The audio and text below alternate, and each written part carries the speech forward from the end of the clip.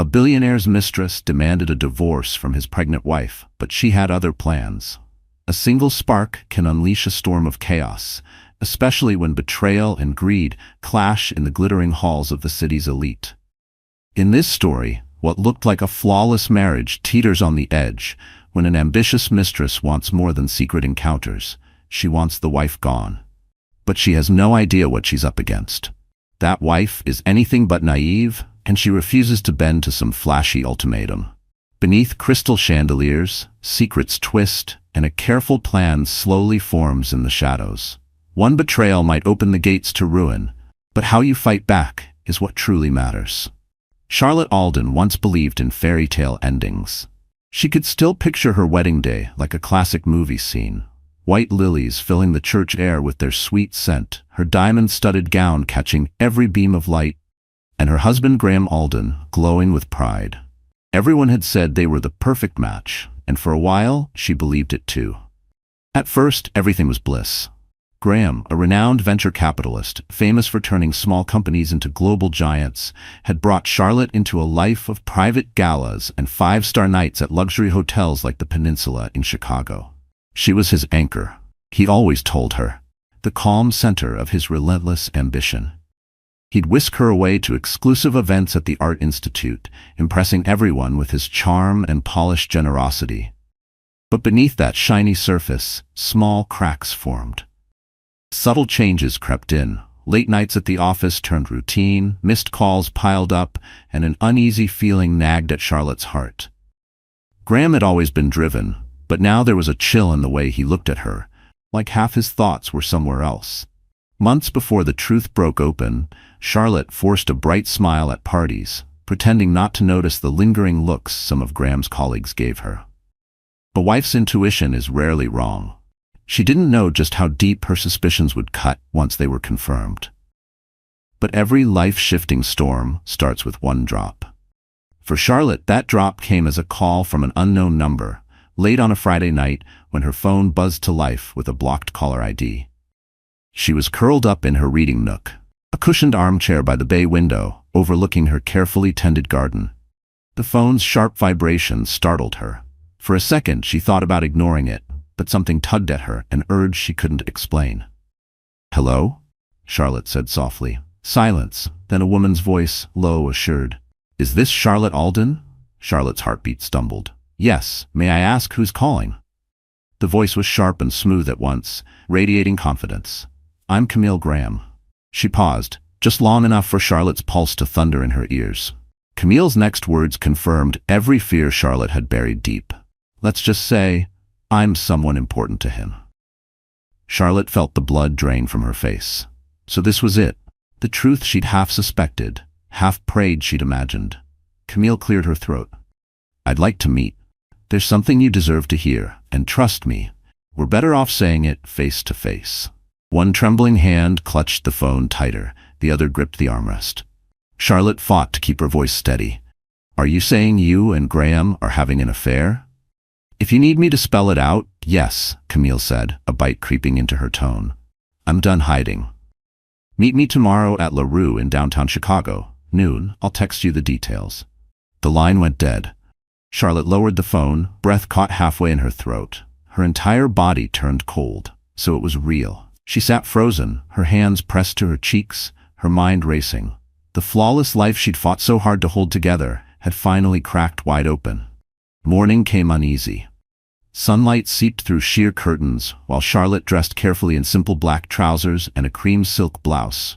A pair of small pearl studs glimmered at her ears, neither too humble nor too showy. It felt like walking onto a battlefield, but she'd walk in with her head high. Inside La Rue, she spotted Camille instantly. The woman radiated curves and crimson lipstick, poured into an emerald dress meant to turn heads. Even in the restaurant's quiet sophistication, Camille glittered like a jewel under a spotlight. Charlotte forced a polite smile and stepped to the table where Camille sat, swirling a glass of white wine.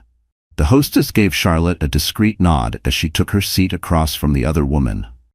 "I was half afraid you wouldn't show," Camille said, voice calm as she twisted her wine glass by the stem.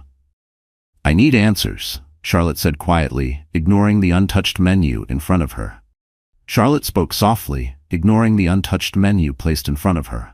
Camille leaned forward, folding her arms on the table. I've been with Graham for almost a year now, Camille said, her tone smooth and sharp. He promised me a lot of things: love, security, a life where I wouldn't have to hide. Frankly, I'm done waiting. Charlotte felt her throat close up. Had it really been that long? Memories flashed behind her eyes. Nights when Graham came home late, reeking of expensive cologne, the faint trace of lipstick on his shirt collar. She had buried every suspicion, forced herself not to see what was in plain sight. Tears burned behind her eyes, but she held them back. A quiet, punishing thought slid through her chest. Did I drive him away? Was I too busy, too naive? Did I stop being enough? The doubt stung worse than Camille's venomous words. Camille pressed on, unmoved. He keeps me in the shadows because he's scared. He says it's about his reputation, his business deals, but really, he's scared of you. A bitter laugh broke through Charlotte's tight chest. Afraid of me? I'm just his wife. Camille's lips curled into a sly smile. You're more than that. You're respected. You have a name and influence, and let's not pretend. Your father sat on the city council for years. A lot of Graham's clout comes from you. You're no small obstacle. Charlotte's gaze dropped. It was true. She had always hated being seen as a piece on someone's chessboard, a connection to leverage. This conversation felt like a nightmare she'd stumbled into, scripted by someone else. So, Charlotte asked, her voice barely above a whisper, what exactly do you want me to do? Camille didn't hesitate. Divorce him. Let him go so I can have him openly. Name your price. She leaned back, utterly unbothered. I know most of your money is tied up in trusts and investments, but we can work something out. Something inside Charlotte snapped. The arrogance, the cruelty, the way this woman dissected her life like it was just another deal to close.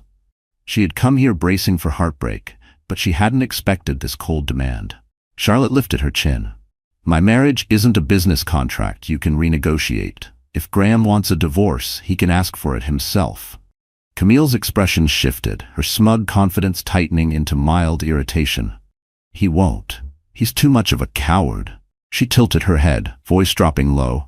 But I'm not. I came here, woman to woman, to make this clear. Charlotte's pulse thundered so loud she could hardly hear herself think. She swallowed hard. I'll talk to him tonight. Without waiting for a response, Charlotte stood up and walked away, refusing to give Camille the satisfaction of seeing her cry. Outside, storm clouds gathered overhead as she left the restaurant, each step echoing like a warning of what was about to unravel. She drove home, her eyes scanning every corner of the quiet neighborhood, as if somewhere in the familiar streets she might find a sign of what came next. Graham was nowhere to be found, probably in a board meeting, or worse, with Camille again. Charlotte paced the living room, fury boiling under her skin. But beneath the fury coiled something more treacherous, a tiny, gnawing dread that maybe she hadn't been enough. Had she grown boring? Predictable? She hated herself for even wondering. When Graham finally returned later that evening, he carried himself with casual ease, his tailored suit still crisp, hair neatly styled.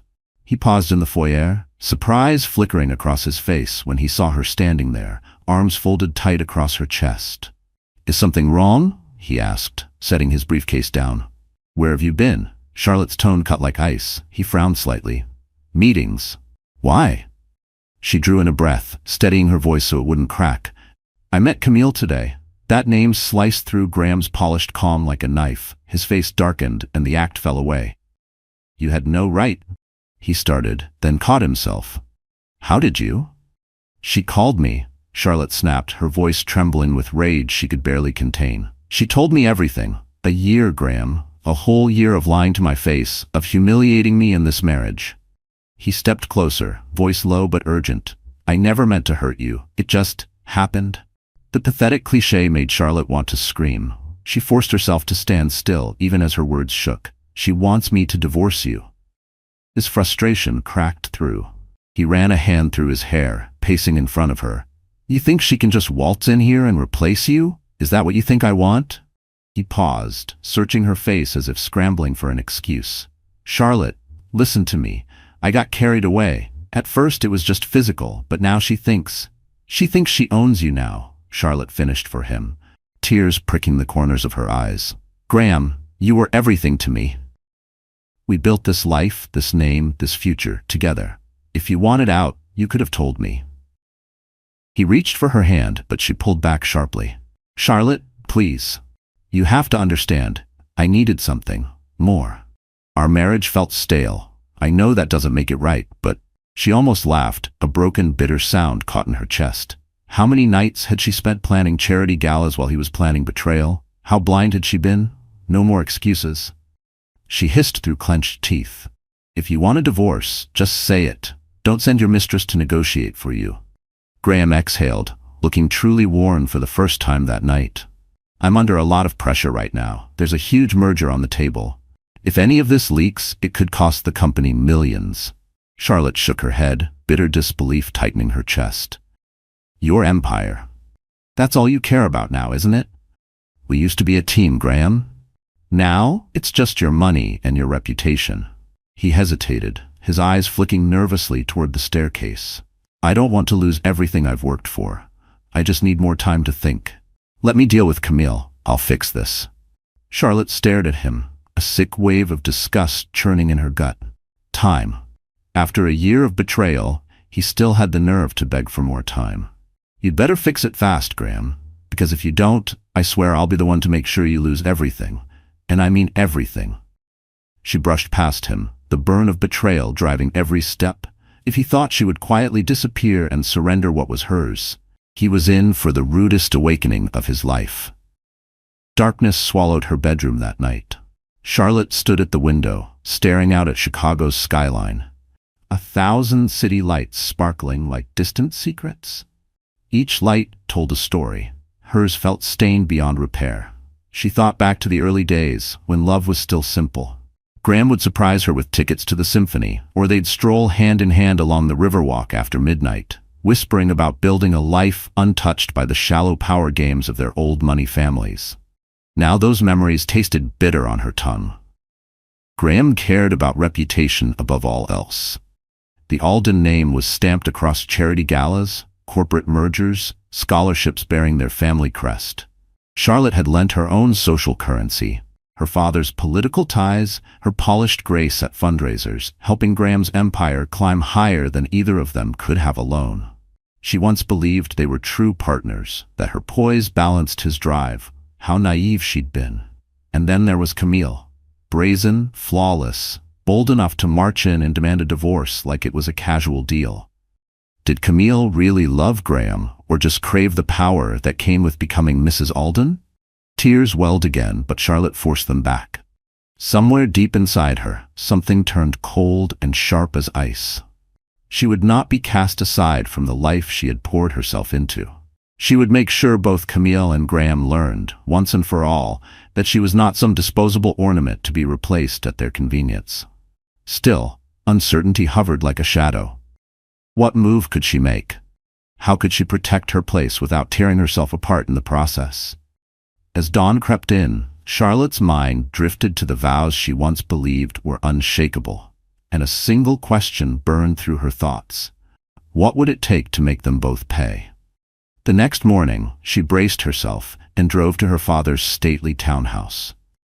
Richard Whitmore had once held a seat on Chicago's city council, and though he'd long stepped back from politics, his influence and connections were anything but dormant. Charlotte had never imagined asking for his network. It felt manipulative, too cold-blooded. But now everything had changed. "You look pale, sweetheart," Richard said the moment she stepped into his study, a warm, book-lined room filled with leather chairs and mementos from decades in city politics. He leaned forward, his eyes narrowing in concern. "What's wrong?" She hesitated, then forced the words out. "I'm not well, Dad. Graham has been cheating on me." A muscle in Richard's jaw twitched. He reached out, wrapping her hand in his. "I always questioned that man's priorities. What do you need me to do?" Charlotte met her father's steady gaze. The words almost stuck in her throat. She hated this. Hated that she looked like the daughter who couldn't keep her own marriage together. A quiet shame pricked her spine. "Am I a disappointment now?" She forced the thought down. "I'm not sure yet, but I need your help and your discretion, if I decide to."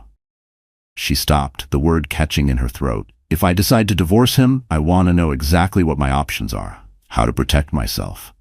Richard squeezed her hand reassuringly. You have my full support, no matter what you choose. When she left her father's townhouse, Charlotte felt a flicker of calm. She had resources, she had leverage, and knowledge, she reminded herself, was power. She wouldn't make any reckless moves, but she'd be ready. And the more she replayed Camille's shameless ultimatum, the more her anger hardened into sharp, deliberate resolve. Maybe the best way to fight an open threat was with a hidden snare. Days passed in tense quiet. Graham tiptoed around her, carefully avoiding Camille's name. Charlotte poured her energy into charity boards and volunteered for the Art Institute's community program, outwardly calm, impeccably poised. But each time her phone buzzed, her pulse jolted. Then, one afternoon, that same blocked number lit up her screen again. She was halfway through a meeting about an upcoming charity auction at the Drake Hotel. Murmuring a quick excuse, she slipped into a quiet hallway. Yes, she said tightly. Camille's voice crackled through the line, dripping with thinly veiled irritation. I gave you time to talk to Graham. What's the delay? Are you ready to discuss the divorce? Charlotte drew in a sharp breath. You don't get to dictate my life, Camille. A cold, humorless laugh echoed on the other end. The line hissed in her ear. You still don't get it, do you? He doesn't love you anymore. Every time he's with me, he complains about how cautious you are, how dull, how you can't keep him. A sharp sting of anger curled in Charlotte's gut, but she forced her voice to stay flat. Graham can say that to my face if he has the nerve. Camille's laugh was razor sharp. Please, he's terrified of your father's influence. Everyone knows that. But if you want your proof straight from the source, how about you join me at the Drake Hotel next week during the charity auction? I promise you'll get all the confirmation you need. Before Charlotte could answer, the line went dead. A wave of hot frustration tore through her chest. She pressed a hand to her collarbone, forcing her breathing to steady. Camille was setting up a scene, a public trap to humiliate her, corner her in front of Chicago's upper crust. But Charlotte would not be blindsided. She drew a deep breath, adjusted her expression, and rejoined the charity planning committee, her mind racing through every possible countermove. When the night of the auction arrived, the Drake Hotel's grand ballroom had been transformed into a glittering oasis. A string quartet played beneath sweeping crystal chandeliers, while Chicago's elite mingled, whispered bids on priceless artwork, and clinked champagne flutes. Charlotte stepped through the grand double doors in a sleek midnight blue gown with a modest high neckline and a subtle train that trailed elegantly behind her. Her hair was pinned into an immaculate chignon, diamond earrings flickering with every turn of her head. She could feel eyes following her, some sympathetic, some full of gossip. Rumors had already started to swirl, and she knew it. Across the room, Graham stood among a circle of business leaders, looking every bit the charming mogul in a crisp black tuxedo. The moment he caught sight of her, he excused himself and crossed the floor, tension rippling in the set of his shoulders. "Charlotte," he murmured, forcing a warm, easy grin. "You look breathtaking tonight." She accepted the compliment with a polite nod. "We need to talk." But before he could respond, the buzz of conversation fractured as Camille appeared, making her entrance like a starlet on a stage. Draped in a scarlet gown that hugged every curve, she strolled forward, basking in the sharp attention her presence commanded. She paused just within reach, eyes flicking coyly between Charlotte and Graham as she raised a glass of champagne to her lips. Charlotte's pulse thudded hard. The triangle was complete, and people noticed. A ripple of hushed whispers danced through the room. Graham shot Camille a warning look, but she only tilted her head, her smile sharp and feline. "I see you both made it," Camille purred, her voice dripping with sugary mockery. "What a delightful surprise," Charlotte said evenly, finding her composure despite the eyes now drifting their way. "Camille, this is neither the time nor the place for private affairs." "Oh, I disagree," Camille countered smoothly, her tone carrying just enough bite to draw a few curious glances. "I think this is the perfect backdrop. Donations flowing, champagne sparkling. What better way to show I'm serious about claiming my rightful place?" Her eyes flicked to Graham, daring him. "You do want me beside you, don't you?" Graham shifted uneasily. voice low, his polished charm slipping. "Camille, stop. Not here." But Camille had no intention of stopping. She stepped closer to Charlotte, her perfume sharp and cloying. She dropped her voice to a venomous whisper. "I know about the trusts in your name, and the estate you inherited in Lake Forest. If you're smart, you'll sign the divorce papers and disappear quietly. Your father's pull won't save you if you're too stubborn to accept reality." Charlotte's eyes darted around the grand ballroom.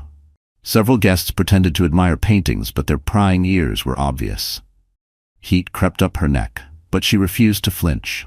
She locked eyes with Camille, calm as polished steel. "You think you know everything about me, but you have no idea what I'm capable of." Camille arched an eyebrow, her smirk dripping poison. Bold words for a woman clinging to a dead marriage. In that instant, Charlotte understood. She couldn't afford rage or tears. She needed strategy, the same ruthless focus Graham wielded in boardrooms. She let a serene smile lift her lips. "Enjoy the rest of the auction. I'll see you both afterward." With that, she pivoted on her heel, spine straight, gown sweeping behind her like a silken threat. She would not make a scene tonight, but she would not leave this battlefield undefended either. The night was far from over. Her plan was just beginning to unfold. Slipping out of the ballroom's hum of music and gossip, Charlotte moved down a hushed corridor to a small plush lounge tucked behind velvet drapes. There, under the muted gold light, she pulled out her phone and dialed her father's private line. "Dad? It's me," she whispered. She laid out the situation in quick, controlled words, requesting one discreet favor she knew only Richard Whitmore could pull off cleanly. Richard's voice was grave but steady. "Are you certain about this, Charlotte? Once we set this in motion, there's no turning back." Her pulse hammered in her throat, but her reply was clear, steady, final. "I'm sure. It's the only way to protect myself and remind them both exactly who they underestimated." Ending the call, she drew a deep breath, her resolve sharpening like a blade. She wasn't entirely sure how each piece would fall into place, but she knew she had to move swiftly. This was unfamiliar territory, a high-stakes game with no room for missteps. Returning to the grand ballroom, Charlotte slipped effortlessly back into the role everyone expected. She mingled with donors, laughed lightly with old family friends, and radiated the polished charm of a devoted socialite wife.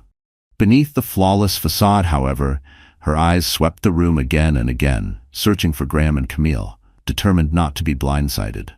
At last, she found them standing near a carved marble column. Camille was pressed in close to Graham, her posture dripping with possessiveness. Graham looked caught, face flushed with frustration and a hint of shame. Charlotte didn't move toward them. She knew she had already planted the seeds of suspicion and unease in both of them. Let them stew, she thought. Let them wonder what she'd do with Camille's bold threats. As the evening stretched on, the final auction items were claimed. Applause rang through the gilded ballroom, and Charlotte slipped away from the gathering, leaving a wake of whispered curiosity behind her. The stage was set. Now, she just had to wait for the next domino to fall. In the weeks that followed, Charlotte maintained a flawless front. She attended charity luncheons, hosted quiet afternoon teas with old friends, and even made carefully orchestrated public appearances with Graham. The tabloids gobbled it up, printing fresh photos of Chicago's golden couple, never suspecting the war brewing behind their mansion's closed doors. Meanwhile, Camille escalated her offensive. She left taunting voicemails on Charlotte's phone, forwarded snide text exchanges with Graham, and threatened to leak everything to the press.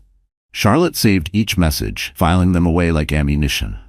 Beneath her calm exterior, she found an unfamiliar steadiness, powered by the fact that, quietly, she had begun securing her own finances and reinforcing her social standing without Graham's name attached. Graham, meanwhile, unraveled under Camille's relentless demands. He bounced between frantic meetings with his attorneys, desperate to figure out whether to rush a divorce or pay Camille off before she torched his spotless public image. He tried to placate Camille, but she had shed all pretense of discretion. She wanted the wife out.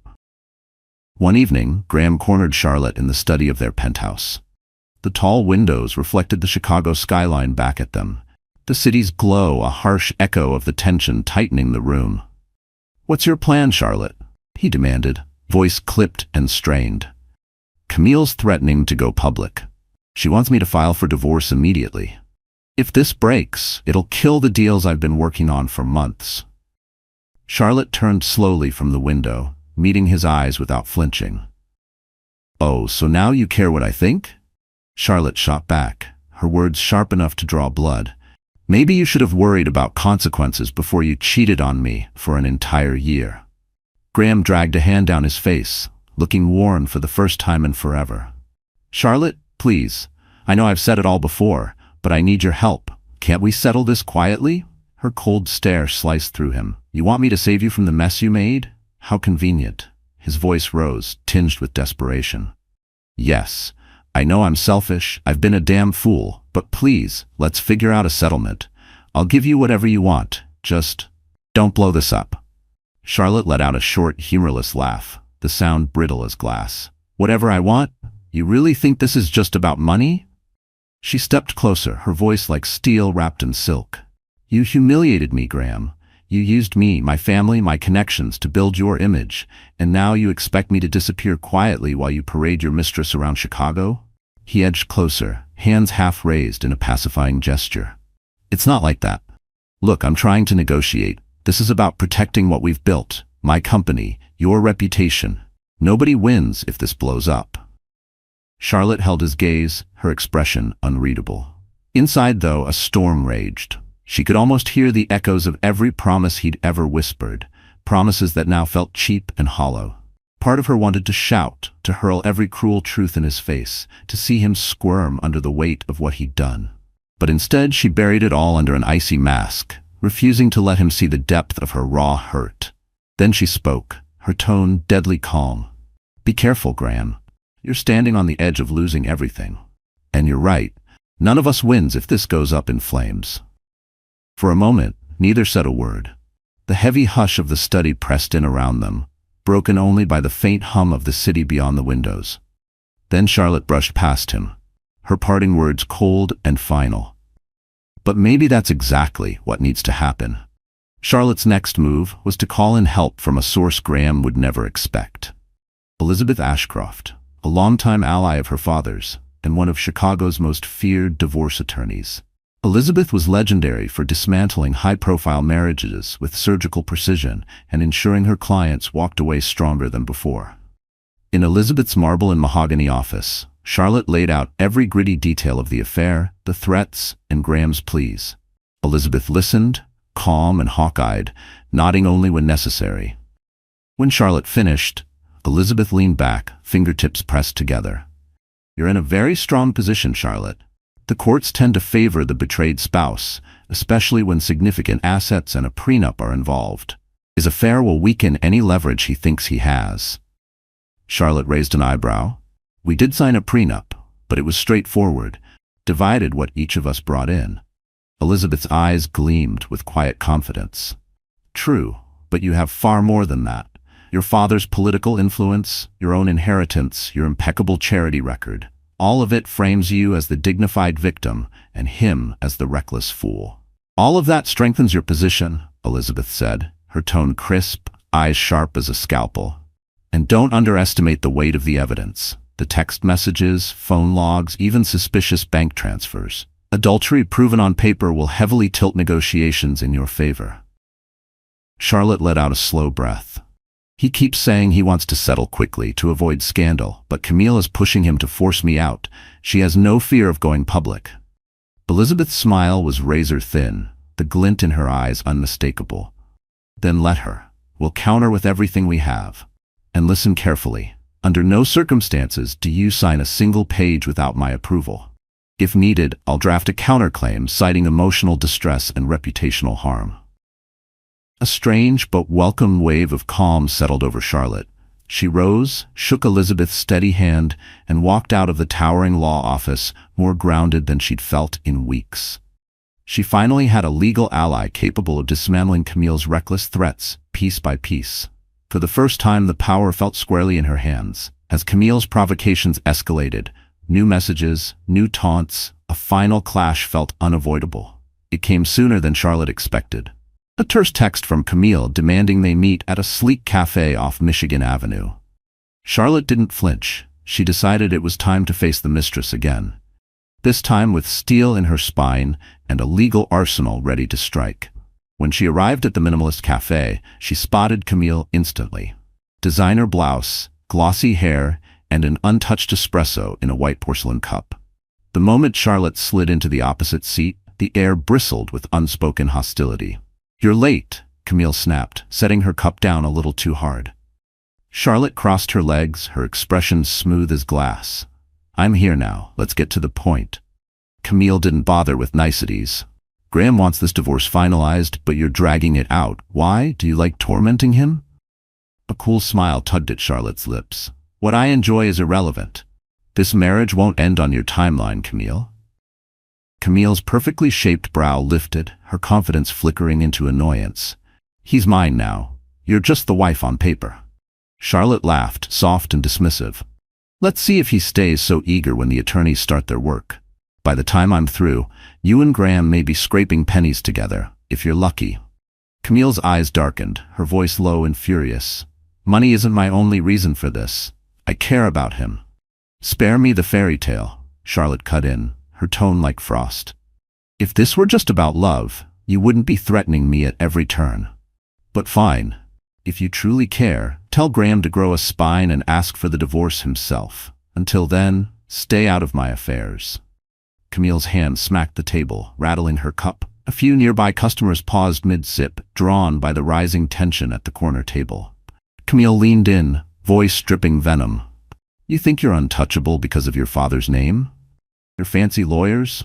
I'll drag your reputation through every tabloid in Chicago if I have to." Charlotte leaned forward too, her voice barely above a whisper but lethal all the same. "Try it. You'll find out just how deep the mud can get, Camille." Camille's glare could have scorched straight through the polished oak tabletop. She opened her mouth, then closed it, words failing her for once.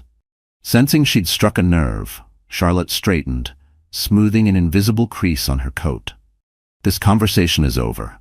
Keep playing your little games if you want, but don't expect me to play by your rules."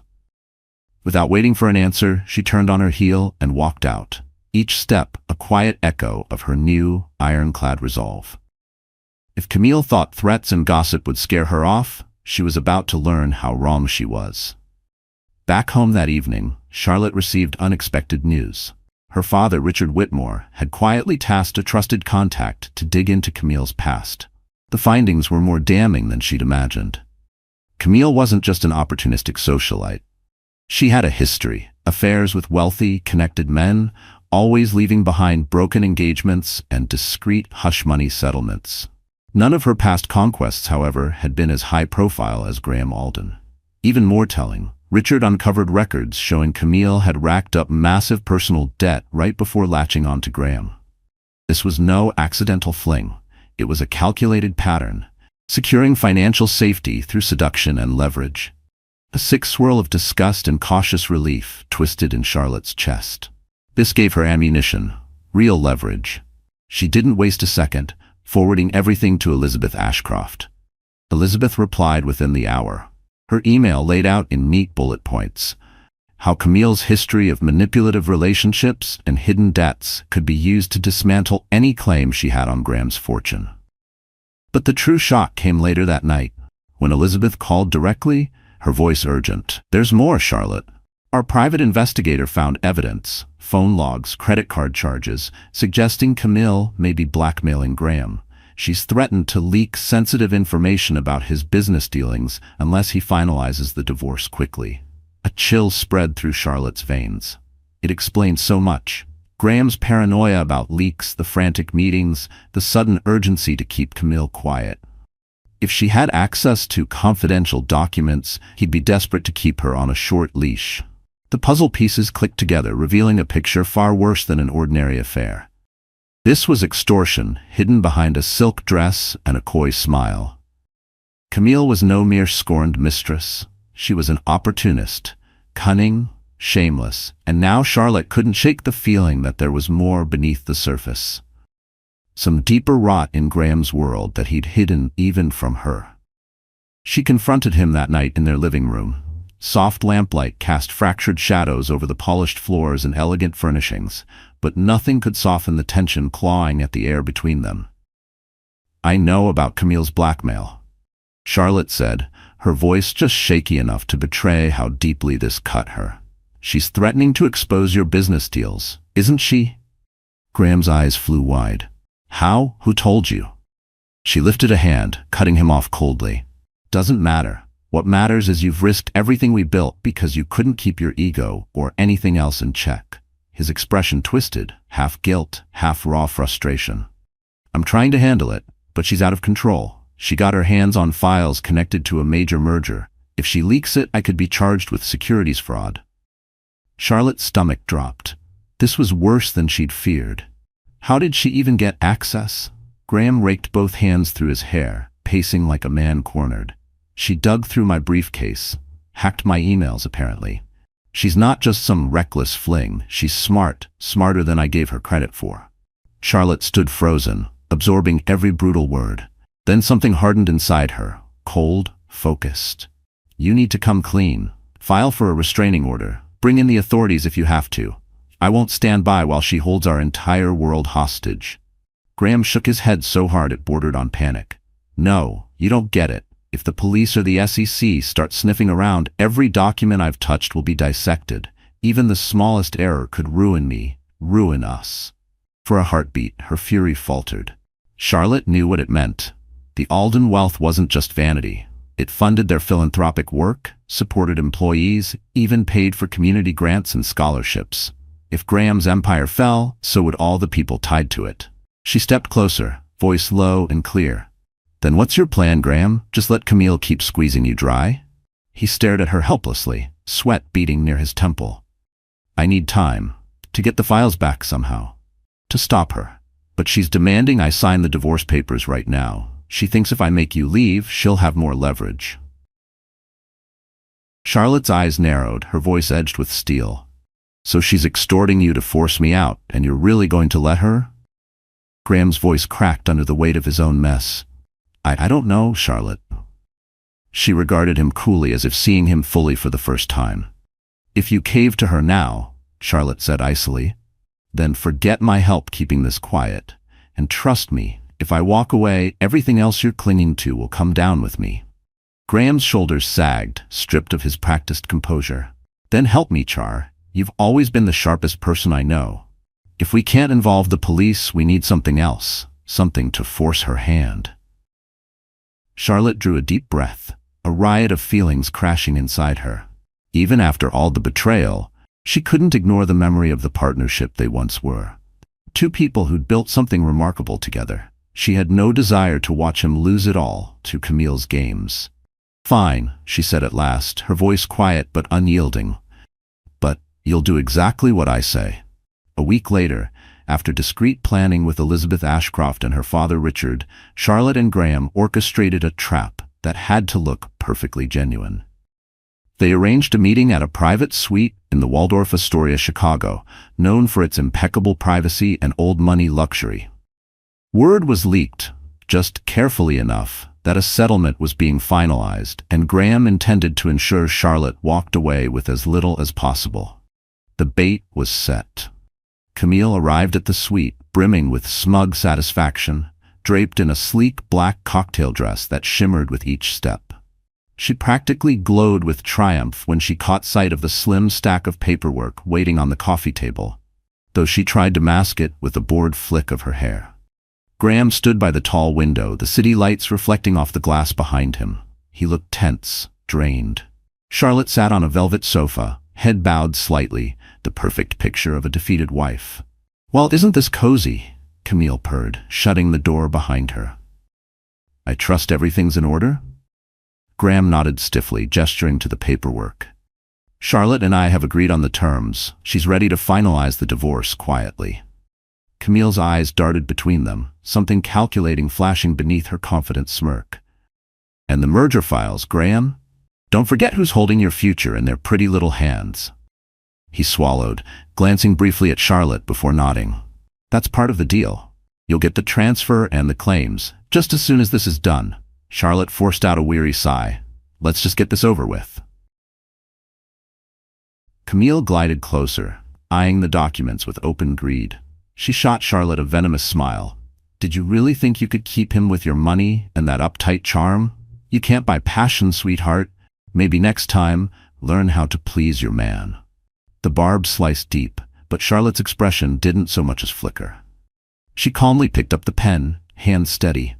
Behind her, Graham turned to the bar, fumbling with the whiskey decanter, his hand visibly trembling. Then, in one smooth movement, Charlotte swapped the top sheet with an entirely different set of papers, her trap falling perfectly into place. Camille's attention flickered to her phone, fingers tapping out what was likely a gleeful message to some confidant, bragging about the prize she thought she'd just snatched away. She didn't notice Charlotte calmly signing a document that wasn't what it appeared to be. Elizabeth Ashcroft had prepared this particular set of papers with surgical precision. It held no legal weight for dissolving the marriage, but was instead crafted as a clever snare. Buried in the legalese was a subtle yet binding admission of Camille's threats, extortion, and unauthorized access to Graham's confidential files. Charlotte set the pen down with an air of weary surrender and pushed it across the table. Fine. Let's be thorough. I want your signature too, acknowledging that in exchange for my quiet departure, you waive any accusations against me, now or in the future. Camille frowned, skimming the paragraphs half-heartedly. The dense legal language made her eyelids droop, but the bolded, underlined heading, Settlement Agreement, was all she needed to feel certain of her triumph. Confidence gleamed in her eyes. Inside, Charlotte's pulse thudded so hard she could feel it echo in her throat, but her face stayed perfectly serene. She forced herself to hold Camille's smug gaze, burying a thrill of satisfaction deep beneath her composed exterior. This was her moment. Finally, she would watch the woman who'd tried to steal everything walk straight into her own trap. She had won, or so she believed. With a satisfied flick of her wrist, Camille signed her name with a flourish. Barely had the pen left the page when a knock echoed through the suite. The door swung open to reveal Elizabeth Ashcroft, Richard Whitmore beside her, flanked by two sharply dressed security consultants. Camille's head snapped up, her smug expression dissolving into startled alarm. What the hell is this? Elizabeth advanced with a calm, lethal grace. Thank you, Miss Graham. We have precisely what we need. She plucked the freshly signed document from the table, scanning it with a pleased nod. Camille's eyes darted wildly from Graham to Charlotte, dread replacing her false bravado. You tricked me. You? Charlotte's lips curved into the faintest hint of a victorious smile, her eyes never leaving Camille's panicked face. Graham stepped forward, voice heavy with a remorse he didn't bother to hide. I'm sorry, Camille, but you left us no other choice. Elizabeth faced Camille directly, her tone crisp as a judge's gavel. The document you just signed is not a divorce agreement. It's a formal statement acknowledging your role in threatening this marriage and illegally accessing Mr. Alden's confidential business information, among other acts. She tapped the page for emphasis. It includes a sworn affidavit of malicious intent. You've effectively admitted to blackmail, Miss Graham. All the color drained from Camille's face. You can't do this. This is entrapment. Elizabeth raised a single, cold eyebrow.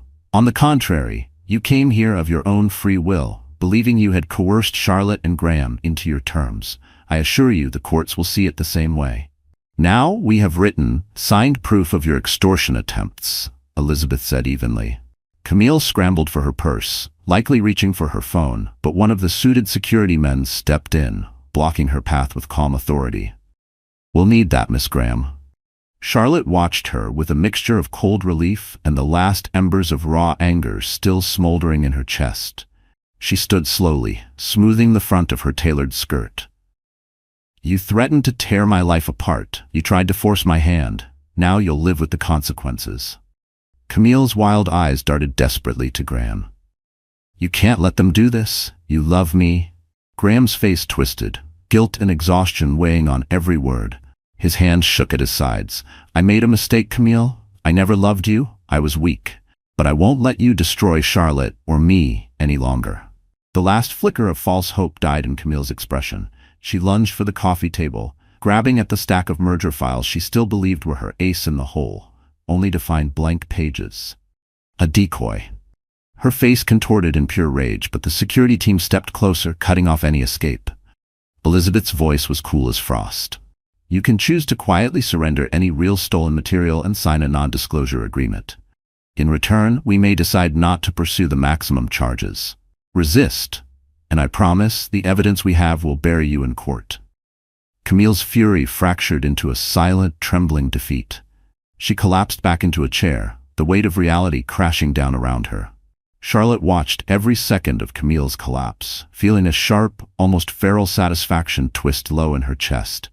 But under the surface, exhaustion flooded in too, a bone-deep ache for every sleepless night, every betrayal she'd had to swallow just to stand here today. The part of her that longed for vengeance felt sated. The part that longed for peace felt impossibly tired. Graham moved hesitantly to Charlotte's side. For a moment, their eyes met. Two people acknowledging the wreckage they now stood among. Charlotte drew herself upright, refusing to let any flicker of misplaced sympathy soften the truth of what had been done to her. The woman who once smirked so brazenly now sat shaking, her future reduced to nothing but an ugly cautionary tale. Karma, swift and merciless, had arrived. With Camille cornered and her blackmail scheme neutralized, Elizabeth and Richard oversaw her removal from the suite, escorting her to a private room where she'd be forced to hand over any remaining stolen files. If she cooperated, she'd leave with scraps. If not, prison was waiting. Charlotte stood motionless, arms folded tightly across her chest. The suite felt cavernous, strangely hollow now that the storm had passed. Graham lingered by the window, his shoulders hunched, the confident spark in his eyes dulled and weary. Deep stress lines carved into his face told the rest of the story. A king stripped down to a man who nearly lost everything. When the door finally closed behind Camille and the others, silence swallowed the room. Charlotte crossed to the sofa and sank down gracefully, pressing a trembling hand to her forehead. Relief hummed under her skin. She'd won. But victory, she realized, could still taste like ashes. Graham turned toward her slowly, eyes filled with a regret so raw it seemed to age him right there in the soft lamplight. Charlotte, I don't even know what to say. She lifted her gaze, exhaustion shadowing her features. Then don't say anything. You got what you wanted. Camille won't ruin your deals, and I won't be dragged through a humiliating divorce, publicly at least. He moved closer, cautious, as if afraid he might break her further by proximity alone. He sat down beside her, clasping his hands in his lap. The damage I caused is beyond forgiveness, but for what it's worth. I see now how badly I took you for granted.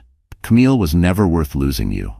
Charlotte stared at him, blinking against the sting at the corners of her eyes. You lost me the moment you chose her. Everything we just did, it was to protect what little dignity I had left. And yes, a part of me still cares. But don't mistake that for forgiveness. A dull ache pressed behind her ribs, a part of her screaming to ask why he hadn't seen her worth before tearing them apart. She forced the words back, refusing to let fresh hurt muddy her resolve. He had to feel every ounce of the cost. Pain flickered across Graham's face, a fresh wound he knew he'd carved himself. I understand. She drew in a long breath, gathering the last shreds of her composure. We've neutralized the threat. Now comes the real question. What happens next? Do we actually try to piece this marriage back together, or has too much been broken? He hesitated, voice trembling on the edge of hope and defeat.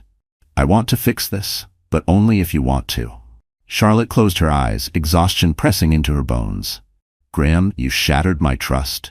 Even if I stay, I can't pretend this will ever be what it once was. And the most terrifying truth of all, she still wanted to believe him. Some soft, stubborn piece of her heart longed to find the man she'd married, buried beneath all the lies. That weakness shamed her almost as much as his betrayal.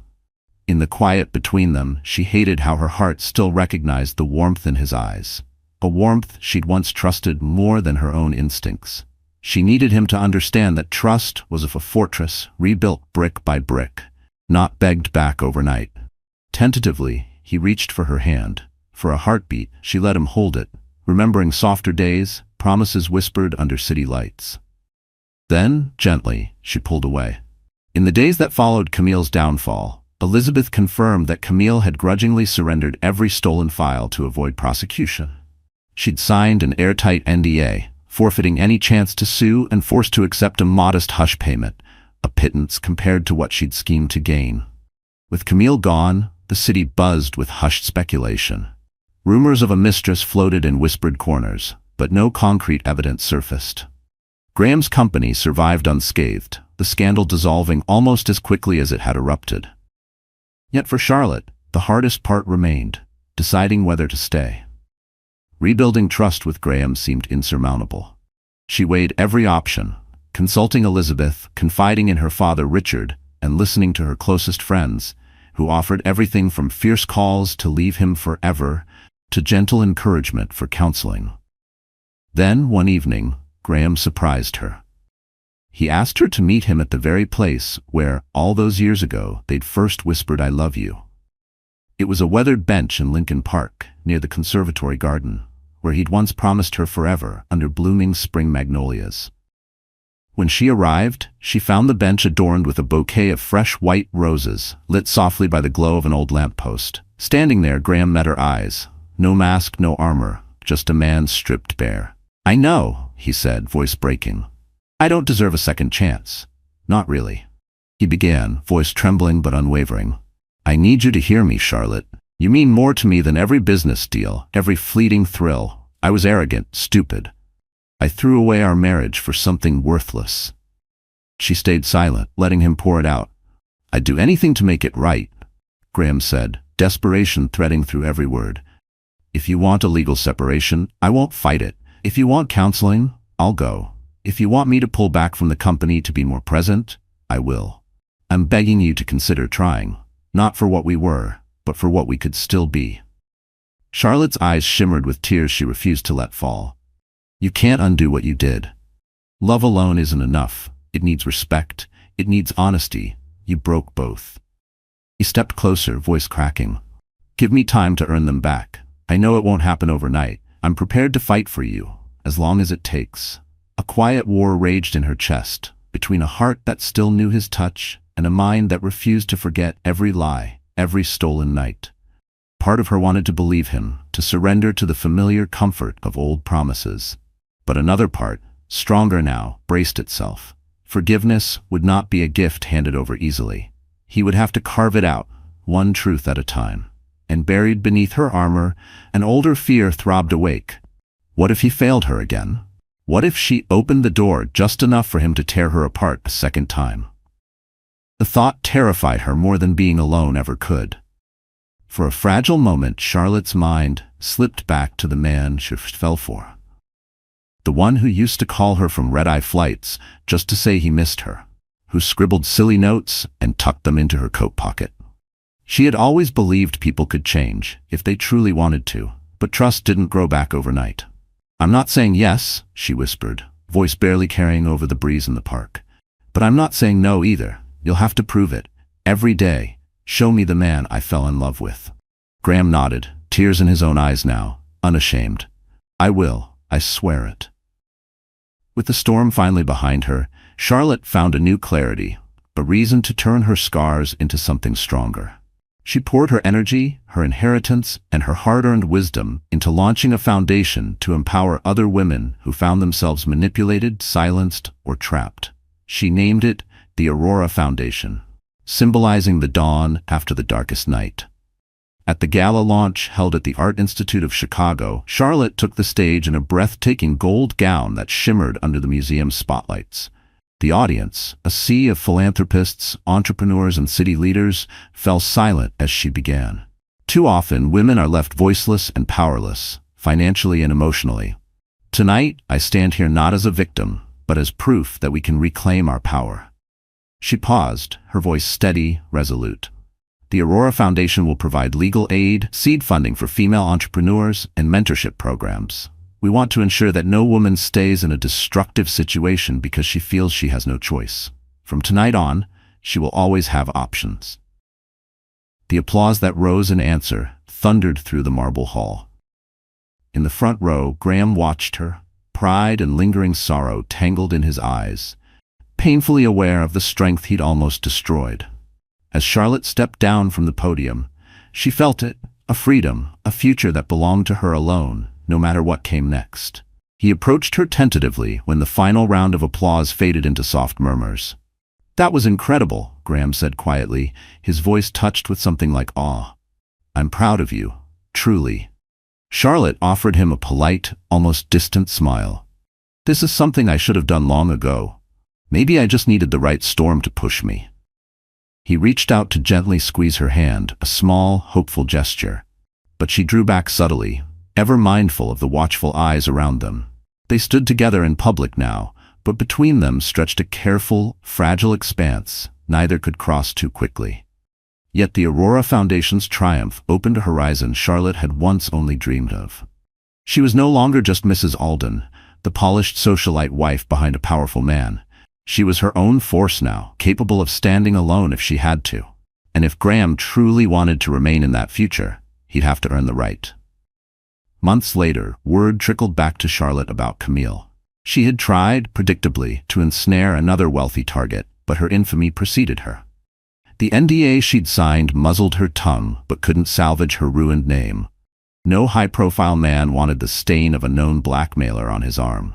Her posh apartment was gone, the hush money drying up fast. Rumors floated that she was couch-surfing with an old friend, jobless, broke, and unwelcome. Once the predator, now the pariah. Karma had done its work thoroughly. Meanwhile, Charlotte's own life took on a momentum she hadn't dared envision before. The Aurora Foundation launched its first series of leadership workshops, helping women claim their place at corporate tables. Invitations for her to speak rolled in from conferences across the country. Each stage another reminder that her voice, once nearly drowned, now rang louder than ever. At home, Graham kept his promise. Therapy, both alone and with her, week after week. He had grown quieter, softer. Sometimes he waited up for her late at night with tea, asking, genuinely, about her day. Little by little, she allowed him these gentle gestures of penance. But her heart remained under lock and key, guarded until time and truth proved they belonged together again. If they ever did. Some nights, alone in the soft hush of her bedroom, Charlotte would lie awake tracing old memories like ghostly scars beneath her ribs.